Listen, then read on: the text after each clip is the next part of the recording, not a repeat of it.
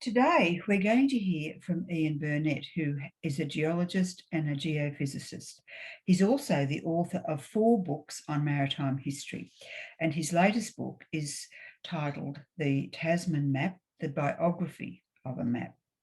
And Ian is going to tell us more about this wonderful map, and he's going to demonstrate how he can use his knowledge of the history of early Dutch exploration together with early European mapping to provide a historical context. And I'll ask you all to welcome me virtually to Ian Burnet. Welcome, Ian. Thank you, Christine, and thank you for your welcome. So the Tasman map, the biography of a map, between the years 1606 and 1644, there were 16 Dutch voyages that actually impinged on Australia, or what was they called New Holland then. And so we're going to trace a number of these voyages. And of course, they produced what was the first map of Australia, which wasn't to change for another 125 years until Captain James Cook charted the east coast of Australia.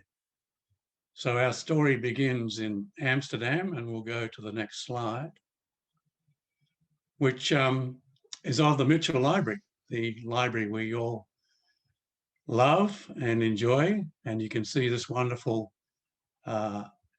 image from the north aspect, showing its wonderful neoclassical architecture. Of course, the columns holding up the portico and the grand entrance through the bronze doors into the main vestibule. And once you go into the main vestibule, the first thing you'll notice is, of course, the wonderful marble mosaic map of the Tasman map. And there it is as you walk in the door. So you can see the Tasman map there, and in the background, the entrance to the Mitchell Library and the study area of the Mitchell Library. Now, Michael Stoker wrote this back in the early days of the library, and he says that in the years to come, 1 million feet will cross this floor. They who pass this threshold to the sanctum beyond seek knowledge of man and life, past, present, and future. May it never escape their attention that here beneath their feet is history.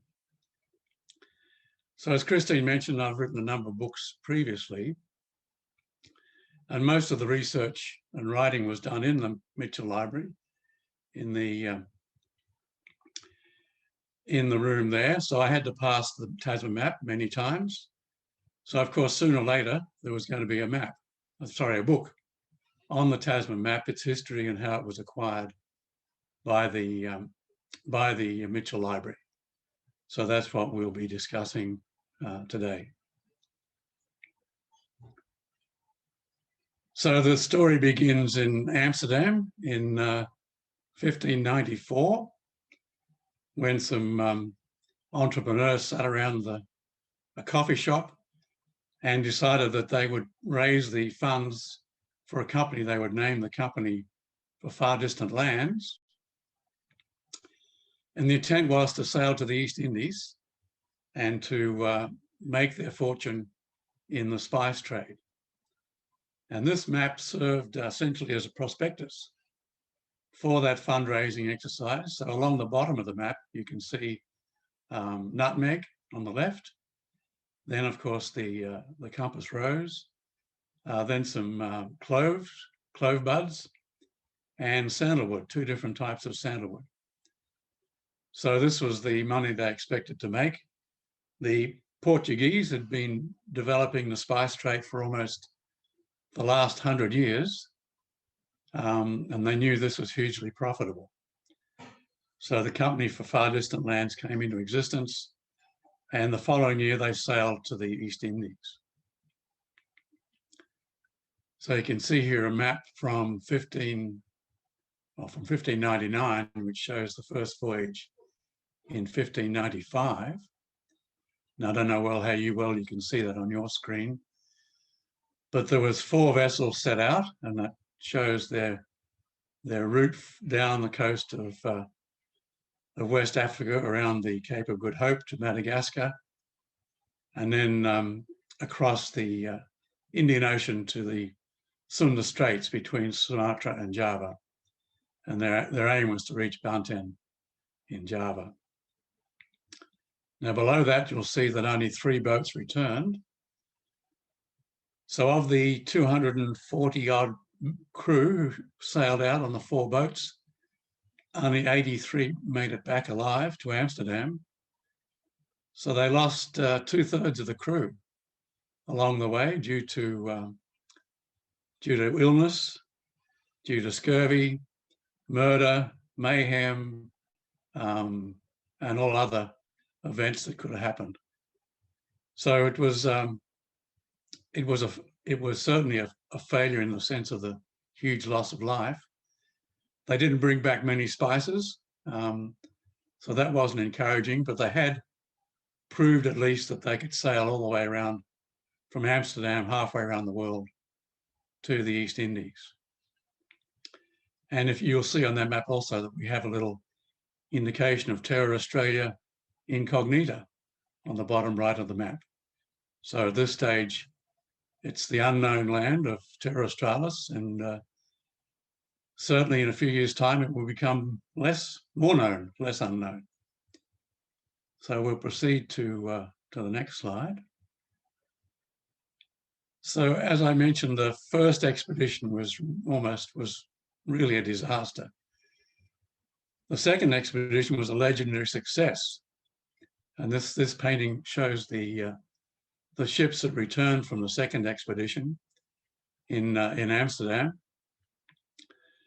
So it yielded a legendary success of 400% profit to its investors.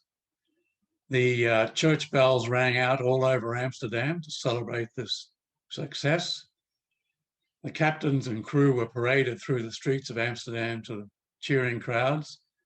So this was a huge event, and it was extremely important because the 7 united provinces of Holland the northern provinces, had declared their independence from Spain. And so that the wealth that they would bring back, or they hoped to bring back, would finance their war of independence against the Spanish.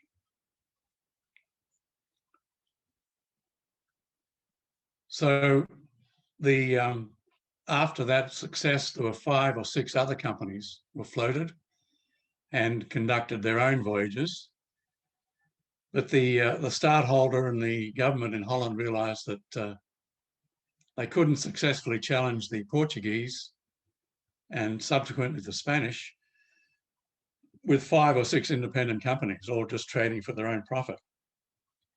So they unwillingly forced a merger on these 5 companies, and in 1602 founded the United Dutch East India Company. So you can see there a gold coin that was minted in that year to celebrate the event. And then on the left, the actual charter of the original charter of the Dutch East India Company. So they were in business, and in the following year, they prepared the first war fleet to sail to the East Indies. So in 1603, there were 12 ships of the war fleet which sailed to the East Indies, and they captured the Portuguese forts at Ambon, on the island of Tidore, which is the Clove Island, and the island of Banda, which was the Nutmeg Island. So they're well on the way to capturing this trade. And this particular image shows the ships anchored off the island of Tidore and the capture of the fort there. And of course, with the VOC flag on the left. So hugely successful expedition, and they're well on their way to capturing the spice trade from the Portuguese and subsequently the Spanish. Now, many of you will have seen the ship, the replica ship Dovekin, which happens to be now permanently at the Maritime Museum in Sydney. So that's a wonderful event that it's now permanently here in Sydney. And the original Dovekin was used as a scout boat because it was fast, it was small, had a shallow draft, could sail ahead of the main fleet to navigate their way through shallow waters. And probably more importantly, it could bring messengers from the commander of the fleet on his flagship to the various other vessels of the fleet. And so, you know, sort of keep the fleet together and keep them all headed in the right direction. But the Dovekin had a special mission. So after the capture of the Portuguese forts, it returned to Banten to resupply and then headed south. Now, there are no logs or books or charts from this voyage, at least at the present time. So the only indication we have is from this Captain John Cyrus of the English East India Company in Banten. So he says here that on the 18th of November, this small vessel departed for the island of New Guinea, which, as it is said, affordeth great store of gold. So gold was going to be important for the Dutch because the Spanish were bringing huge supplies of gold and silver from Peru across the Atlantic and was being used to fund their wars. And of course, the Dutch would want something similar, or the United Provinces would want something similar. So there's the Replica Dutch about to depart on the reenactment of this first voyage to Australia in 1605 and then 1606. And on the left is a wonderful image of the Replica Dutch at Banda, flying the Indonesian flag, the Australian flag, and the flag of the seven United Provinces. Now, I'm not sure how well you can see this map. And I mentioned that there were no maps, original maps of the voyage, but in 1933, this map was discovered in the Austrian National Library, and it came from what was called the Secret Atlas, or the VOC. So maps that were deemed to be secret were filed in this special secret atlas with limited access. But this copy at least got out and found its way eventually to the Austrian National Library. Now, again, I'm not sure how well you can see this, but on the very left of the screen is the island of Banda, south of Senam, and it shows the voyage outwards to that little piece of coast along the south coast in New Guinea, and to that piece of coast labelled New Guinea on the very far lower right of the map. So we'll go to that blow up so you can see that in a little more detail. So there it is. It's called Nova Guinea.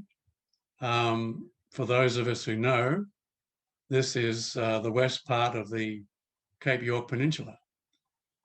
So the Dutch had landed after they'd scouted the southern coast of New Guinea, had landed on Cape York, unknown to themselves that this was another continent, but which they named New Guinea. And the landing is what is now the Pennefather River, which is labelled on this map as the river with bush. So bush is a very Australian word, as you would know. It comes from the Dutch. So we have here the first description of Australia, and it's bush. Now from there they sailed south to this bigger bay, which they named Fly Bay for a very good reason. So we know we're in Australia because we have a real description of bush and flies. So very, very appropriate. And they sailed south to the very bottom of this map to the point they called Cape Turnabout. and then sailed back up across what is now the Torres Straits to High Island, and then back to Banda.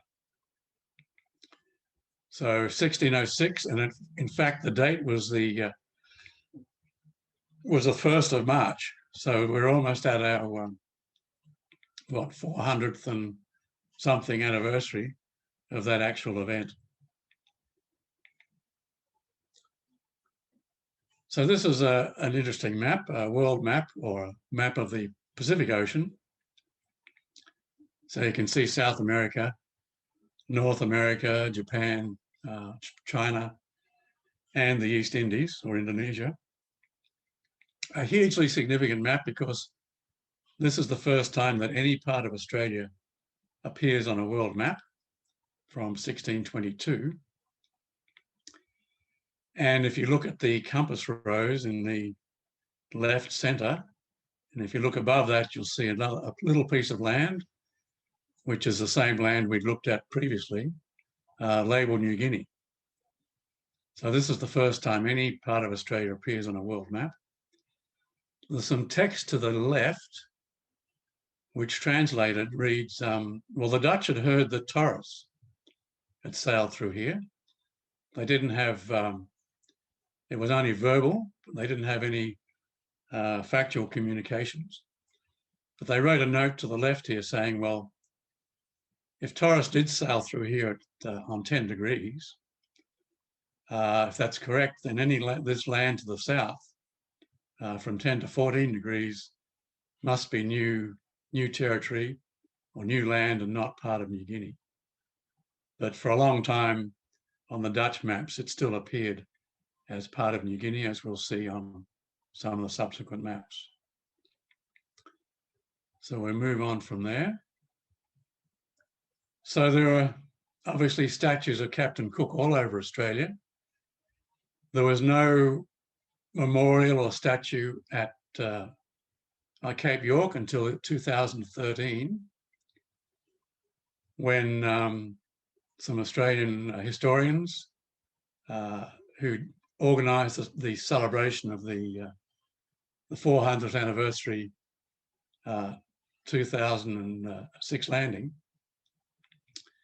with cooperation from the Government of Queensland and the Dutch Embassy, created this memorial at Mapoon, which is the nearest town to the landing site. So you can see they're members of the delegation to celebrate that, and there's probably 4 or 5 bronze plaques there that behind them that describe the events that happened, and the Dutch East India Company and the Dufferin, etc. And behind that is an image of the Dufferin. Now, the Dutch wrote off this coast as being useless, dry, scrubby bush, no spice trees, no mountains that might contain gold or silver, and just useless red dirt. So, of course, now we know that this useless red dirt was actually bauxite, and the world's largest bauxite mine at Weipa lies nearby, and of course that image of the Dufferin is made of aluminium. So all very appropriate to celebrate this part of Australia.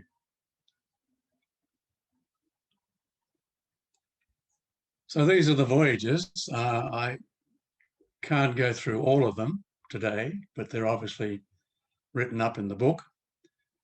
So we have William Jansoon and the Voyage of the Dufferin, Louis Vaz de Torres and the Voyage of the San Pedrigo, and then Dirk Hartog, Frederick de Houtman, Jan Carstens, Jan Peterson Kuhn, Francis Sisden, Francois Pelsart, Gerrit Poole, and of course the last 2 voyages of Abel Tasman. So we'll talk to some of those voyages, but obviously we don't have time to go through every chapter and all of that detail today. So I'll wait for a little while until you two catch up and read all of that, and then we'll go on to the next slide.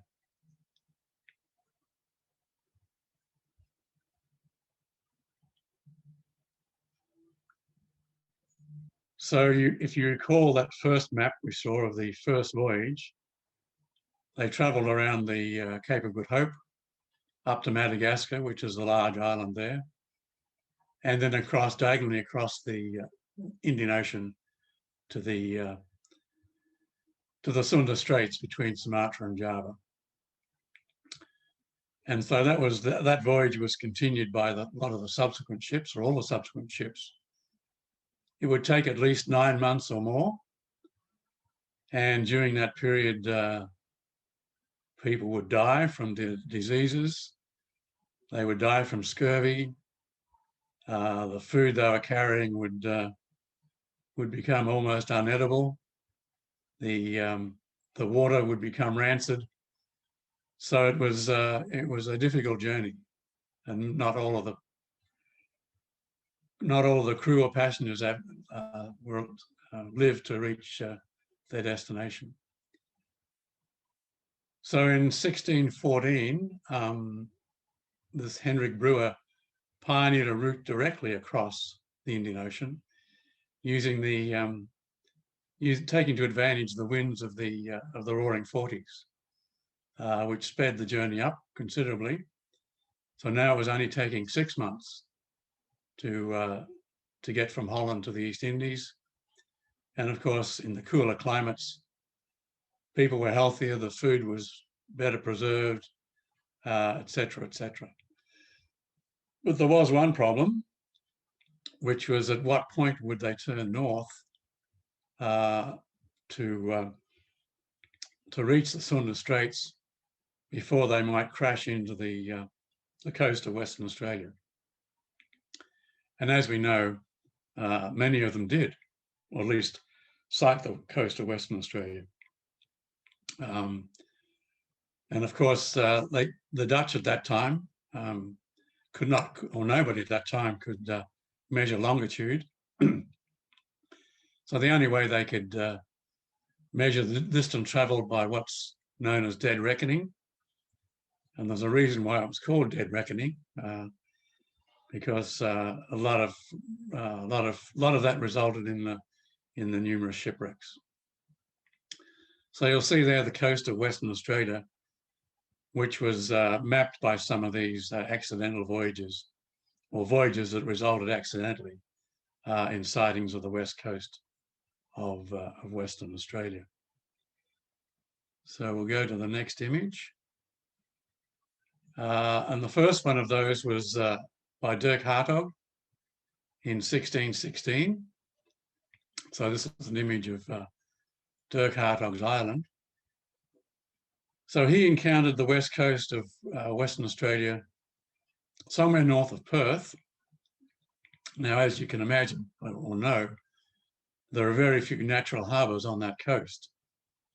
So they had to sail all the way north as far as Shark Bay, where they could then find a sheltered anchorage around the rear of that island. And on this map, you can see that inscription N12 and an anchor to show where they anchored in the lee of the island. And to record their landing on this, what they assumed would be an island, they took a pewter plate, and the captains and senior crew would dine on pewter plates. So they hammered one of these flat, put on it the date in 1616, the name of the ship, the Ondrak, the captain Dirk Hartog and his superintendent of cargo, and some other details, and then assigned probably the two youngest crewmen to climb the cliffs and find some wood and nail this plate to a staff on the top of the cliff. Well, these young seamen were very enterprising because they added their own names to the plaque, so we know exactly who they were, and of course they've gone down in history as well. So the plaque sat there for at least 100 years, before it was finally brought back to Amsterdam and is now in the Rijksmuseum. But in 2016, for the anniversary of the landing, the 400th anniversary, the plaque was restored because you can see there it was cracking and crumbling. And it came to Western Australia for the reenactment, and was also here in Sydney at the Maritime Museum for viewing for a brief period of probably a week before it returned to Holland. So there's a marvellous record of that landing and a map of the coast, a large part of the coast from north of Perth up to Dirk Hartog Island. So we'll skip to another significant landing, which was made by the Mauritius, which was the flagship of the fleet that sailed in 1618. And you can see here it's sailing out of the Zuiderzee with the other ships of the fleet following behind. Now, the superintendent of cargo on that vessel was one William Jantz, who, as we know, was on the Difkin when it landed on Cape York, roughly 10 years earlier. So he had encountered land again, which was at what's it called? The Northwest Cape. So this is a little map of where they landed in the river from 1618, and a letter that he wrote to the directors of the Dutch East India Company, outlining what happened on that date, and was signed, of course, by himself, William Jantz. So in the space of 10 or 12 years, he'd landed on what they thought would have been an island off Cape York, and another island off Western Australia. And of course, he would have no comprehension that these two pieces of land would have been joined into one large continent. So it's significant that William Jantz made two landings on the continent of Australia. So our next image, well, this shows so that was 1618. In 1619, the Dutch East India Company needed a base in the East Indies where they could build their warehouses, refit their ships, and locate and have their headquarters for all of the Dutch East Indies and all of East Asia. So they founded Batavia in 1619, which of course is now Jakarta, the capital of Indonesia. And this image from 1649, so only 40 years later, you can see the main canal going up into the city. So of course, typically Dutch, they constructed the city in some swampland that they drained with some canals and built the main canal on a river, and sited the city all around these canals. And on the image to the left of that image is Fort Batavia, which was there to protect the city. And on the right are the spice warehouses. So all these smaller ships you see in the painting would be bringing spices and other archipelago goods across the archipelago to Batavia. They were then taken up the main canal to the spice warehouses. And then once or twice a year, the fleet of Dutch East India men would arrive from Holland. And you can see some of them there lined up. And the boats would come out and fill those ships with all the goods that had been collected during that period. You can also see here a couple of Chinese junks. So obviously those goods were also being exported directly from Batavia to China for that particular trade. But the rest of the ships would go back to Holland, traveling in convoy to protect them from any problems with storms and pirates, and of course the English and the French and the Spanish, who were quite happy to raid their fleets. So this trade carried on for the next 300 or more years, and Holland became extremely wealthy. The golden age of Dutch art and culture was all financed, or was mainly financed by all this wealth coming back from the Dutch East Indies and what we now know as Indonesia.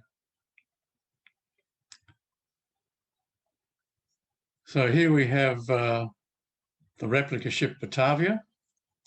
It stands outside the Maritime Museum in Amsterdam. It is a fixed replica ship, so it is not a seagoing vessel, but it came to Australia for the Olympic Games in 2000. So it came on a cargo carrier and then was dumped, I guess, outside the heads, and eventually sailed on into Sydney. So it has been here, although it did not sail here. Now, I'm sure many of you would know the story of the Batavia, the tragic story of the Batavia, and there's been numerous books, television documentaries, and talks about the events of that voyage. We'll just show this image, so an aerial image of Beacon Island, or as it became known, Batavia's graveyard. So you can see the line of the reefs off from Beacon's Island. And all of this is 80 kilometres offshore from Geraldton. So even in daylight, they could probably not see the reefs or the coastline. But as it happened, they ran into the reefs in the middle of the night. There was time to get almost most of the people and a lot of their supplies off and onto Beacon Island. So roughly 300 more people were able to get off the vessel and onto the island.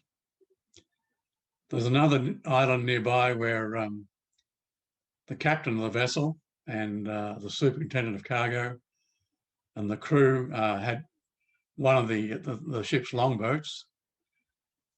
So after a few days, they sailed to north to try and reach Batavia and rescue the people on the island, because in the meantime, of course, the main Batavia had sunk. So this is where things get desperate, because there's no way this island can support 300 people. And the Dutch East India senior officer turned out to be a psychopath. And the story is, of course, that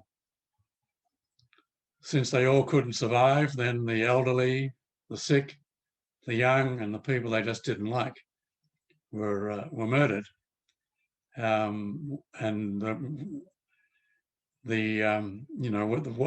there was any hope of rescue or not, they had no idea. So, of course, luckily, the rescue ship did reach Batavia, and a number of vessels sailed to recover the survivors, of whom there were only 160, and more importantly, to recover all the silver, gold, bullion that was the trade goods on the ship. So there were 11 cases of silver bullion, silver coins, jewelry, etc. And they were able to recover 10 of those, which was almost a miracle, from the wreck. And of course, they only found 120 survivors. So the leader and his group that led this murderous events were tried and hanged, except for two of the youngest, who they decided, well, we need to learn more about the Aborigines. So they were given food and the firearms and abandoned ashore on the mainland in the hope that they would survive, and on another journey back, they'd be picked up and could recount their knowledge of Aborigines and Aboriginal life. So we have the first permanent or semi-permanent residents on the Australian mainland. We know their names. We know nothing about what happened because they completely disappeared from history. We do know they were able to pass on their DNA because DNA tests of the Aborigines in that area indicate that there are links with the Dutch. So, and they did find a building which they thought was a permanent sort of mud brick building, which they thought these two Dutchmen had built and had survived at least long enough to pass on their genetic material, but nothing more is known about them. So a tragic story and a horrible story, but good grist for all the books that have been written and television documentaries that have been filmed about this tragic event. So we'll continue on, and if you want to learn more, there's certainly a lot more you can read. So from, this is a map of the coast of Western Australia from 1626. And it shows some of the 10 or 11 voyages that landed on the coast. I don't know how well you can read all of those, but there's quite a good bit of Western Australia now mapped, all along the south coast, almost as far as Ceduna, around Cape Leeuwin,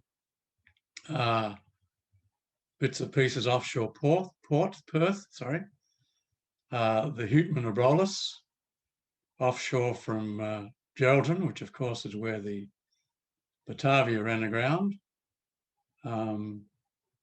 Adele's Land of Dirk Hartog and Dirk Hartog's Island, Willem's River, and then what's called De Wit's Land.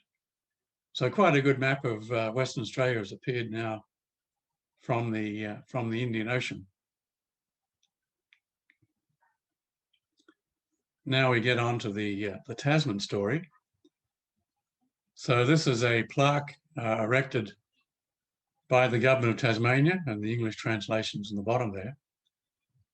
So it says this plaque is erected by the government of Tasmania in memory of Abel Jansen Tasman, sorry, navigator born at Lutjegast in 1603, discoverer of Tasmania on the 24th of November, 1642. Of course, he was the discoverer or the charter of Van Diemens Land, which was later named Tasmania. So here we have a map of the very southern coast of Van Diemens Land. You can see from the compass arrow on the bottom that the map is pointed north. So we're just looking at the southern part, and you can see the line coming across the Southern Ocean in the first sighting of Van Diemens Land on the very top of that map. They then sailed around to the south, naming islands after the directors of the Dutch East India Company in Batavia. And of course, Van Diemen was the governor of the Dutch East India Company in Batavia at that time. They tried to make land in Storm Bay, but had to retreat because of a storm, appropriately named Storm Bay.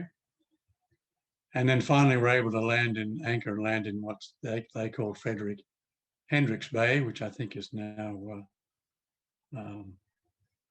Black Bay, maybe, south of Darwin. Sorry, south of Hobart. And they really only went ashore once or twice, so they didn't see much of Van Diemen's Land. They didn't see any of the Aborigines, so they recognised they were there from material they'd left behind and when they fled. And then they sailed up the coast, east coast of Tasmania, as far as what's now Freycinet Island, and is there, it's called Van der Lin's Island. and then turned east across to the discovery of the Tasman Sea and the discovery of New Zealand. So we're going to look at the Tasman map now, and we'll need to explain why they didn't continue to explore parts of New Holland. Okay, before we get there, so the State Library also, apart from having the Tasman map, also has one of the Tasmans Journals.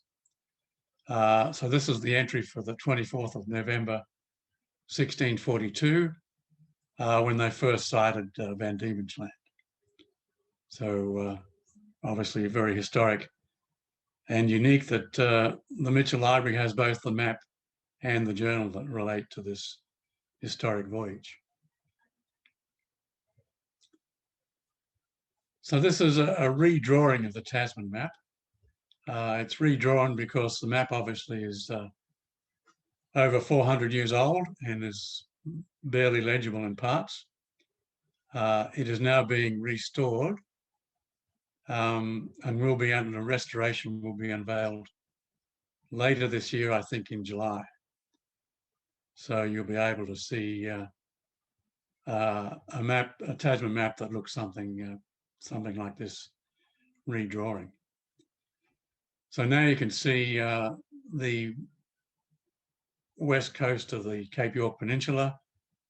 Obviously, the parts of Western Australia we've looked at, and the Nullarbor Plain or the Great Australian Bight, the very southern part of Tasmania, and then across to New Zealand.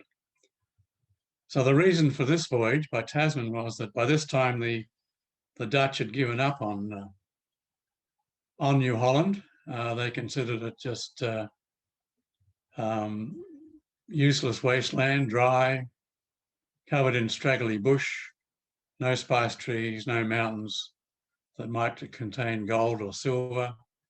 Some inhabitants who were barely dressed and obviously weren't wearing silks and ornaments of gold. So there was nothing to indicate that there was any wealth at all in this land. But the notion of Terra Australis still existed, and the notion that Terra Australis was hugely wealthy, and this is where they would find all the gold and wealth they were seeking. And Van Diemen wanted to be the person to do this, so he sent Tasman on a voyage on the very southern ocean, and their instructions were to sail east as far as 220 degrees, as far south as they could. Hopefully then they would strike Terra Australis. So of course they struck Van Diemen's Land first, and then according to instructions continued east until they found the west coast of New Zealand, which they called Staten Land, which they linked to another Staten Land the Dutch had named off the south coast of South America, around Tierra del Fuego. And the early maps of Terra Australis indicated that land, or the unknown land, extended all the way from South America across. The reason being that for the Earth to happily keep spinning on its axis, it needed an equal weight, an equal landmass below the south, below the equator in the south, as there was in the north. So this was a concept that went back to the early Dutch, or the early Greek philosophers of that time. So I'm sure Tasman was excited because this was the possibility of the west coast of Terra Australis. But he was disappointed, extremely disappointed, because on their second or third day there, one of the ship's boats was transferring from the Heemskerk to the Zeehan, and the boat was attacked by Maoris, And I think of the 10 or 11 people on the boat, 7 were killed or drowned, and only 3 were able to swim back alive to the flagship. So Tasman named this bay Murderers Bay, which the New Zealanders have since renamed, and decided there was no point in hanging around, and sailed north up the coast and then on to Samoa, Fiji, the Solomon Islands, and all the way back along the north coast of New Guinea to Batavia. So he achieved the ability to sail all around Australia without ever sighting the mainland, which might have been disappointing. And Van Diemen still thought, well, these pieces of land we've already discovered might still be islands, and there might still be connections, and a shorter route to Terra Australis or Starton Land or New Zealand, as it subsequently was named. And there might be a route through the Gulf of Carpentaria, down or across, a shorter route to Terra Australis. So he sent Tasman back on another voyage to repeat what had been done previously by William Jantz and Jan Carstens. So along the south coast of New Guinea, into the Torres Straits, which they still weren't sure had been sailed, and so still remained connected to New Guinea. Around the Cape, around the Gulf of Carpentaria, and obviously finding no southern link to the south or east coast from there. All along the north coast of Australia, as far as the landing of the Mauritius and William Jansoon in 1618. So proving that at least that part of New Holland or Australia was one large continent. Now, by this time, the directors of the Dutch East India Company, a private company, were losing interest in the money that Van Diemen was spending on exploration, and wrote to him saying that we're not willing to fund any more voyages of exploration to the south. So this is the last map, the 1645 map. You can see from the dividers and the coat of arms, I guess you'd call it, in the center of that map. It was produced as a display map in Batavia for the directors of the Dutch East India Company, the same directors who subsequently decided not to fund any future exploration. So this was a show map, a display map to send back to Holland. And there was also the journal would have been also sent back at the same time. And there was space in the journal. The journal only records Tasman's first voyage. So there was space in the second voyage, space in the journal for the second voyage, but this was never included. So we only have the logbook for the very first voyage in the files. So now we get to a really exciting story, or a remarkable story, about how the Tasman map came to the Mitchell Library and the State Library of New South Wales. So on the image on the left is Miss Daisy Bates, who many of you will know as historians, Australian historians. And on the left is a book, Round the World, which was written and published by James Park Thompson, who at the time was the president of the Royal Geographical Society of Queensland. And while president, he embarked on a world tour of the other geographic societies around the world, including France and Paris, and was entertained by Prince Roland Bonaparte, the grandnephew of Napoleon Bonaparte, in Prince Roland's Paris mansion. So James Park Thompson was entertained there, taken into the mansion. He was escorted by Prince Roland up the main marble stairs to the second floor where Prince Roland has his collection. And there at the head of the stairs was the Tasman map. So Prince Roland told Thompson, well, this is the first map of your great country, Australia. And before I die, I would like to come to Australia and present it to the Australian people. So Thompson wrote of this in his book, published in 1904. Now, Daisy Bates, as you will know, was sort of the self-declared protector of the Aborigines. And in her later years, the Aborigines on the Nullarbor Plain that lived around the Uldua bore. So the Nullarbor trains would stop there to get water.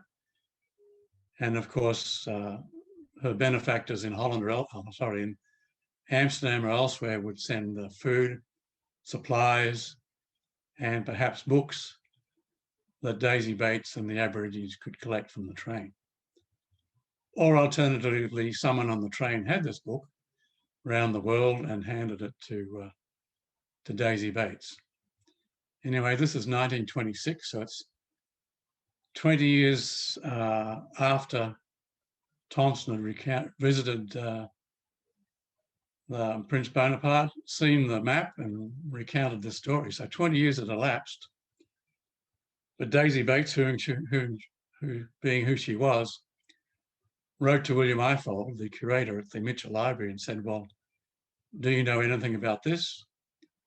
Is Prince Roland still alive? Can you get hold of the map that was promised if it hasn't already arrived? Et cetera, et cetera. So William Ifold, being who he was an astute collector.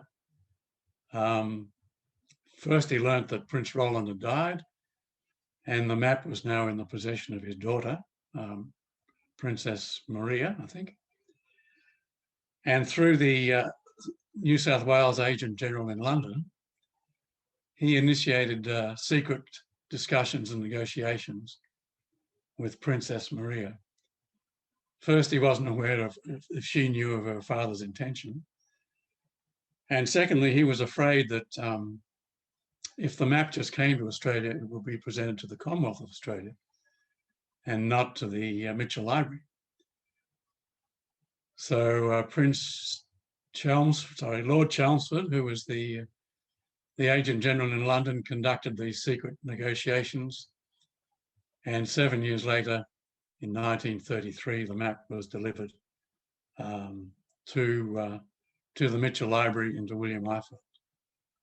So an amazing story of how this map came to Sydney and came to the Mitchell Library, thanks to Daisy Bates, James Park Thompson, and William Ifold. So we're close to the end. So again, this is the vestibule with the marvelous marble mosaic map there. If you haven't already seen it, I'd recommend you go and inspect it again. And when you're there, please pay attention to the bust in the very far right corner of William Ifold, inspecting and observing the marvellous map that he attained in 1933, and the marvellous marble mosaic map that he commissioned and was unveiled started in 1939. So a wonderful story of all the voyages that led to the map and how the map came to be here in Sydney. I'd recommend you go visit the vestibule and view the map, view William Ifold, and of course, go to the bookshop and ask for a copy of the book, The Tasman Map. So I'll thank you for your attention and leave you at that. Thank you very much.